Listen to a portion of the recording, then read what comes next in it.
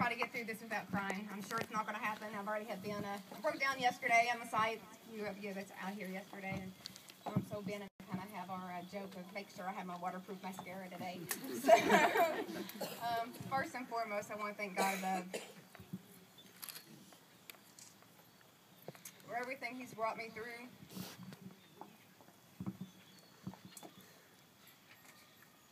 You know, I lost a house about 6 years ago. You know, that was my home for me and my kids. And as I come down here a little bit over 2.5 years ago with pretty much 3 carloads of stuff, and that was it. Everything else was left up in Kentucky.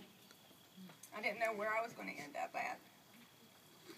But I knew it was God's will. Within about 2 months, I was telling people back home, I said, Greenville is my home.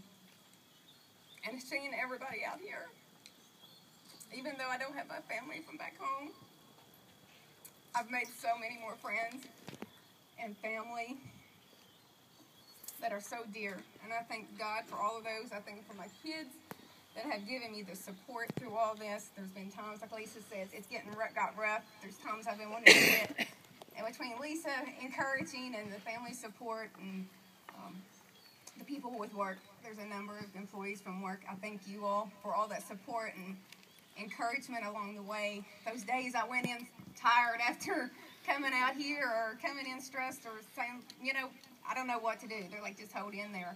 And he has just encouraged the whole way. For my pastor, Ken, I thank you. I don't know if you remember when after a few first months of us being down here, he preached a sermon and he had us go onto the stage.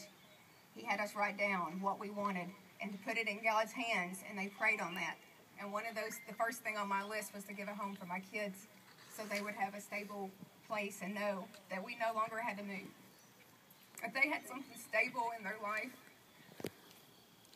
that they didn't have to worry about, they knew where we was going to be. And that was the first thing. So Pastor Ken, I thank you for that on that day. And I thank all of you many of you all have heard it, from the prayers to the cooking of the food, to the bringing the food out, to the volunteers, everybody. It took everybody to do this, and without you all, whatever part, it would not have happened. So I appreciate everything, and I pray that God blesses your all's family as you all have blessed ours.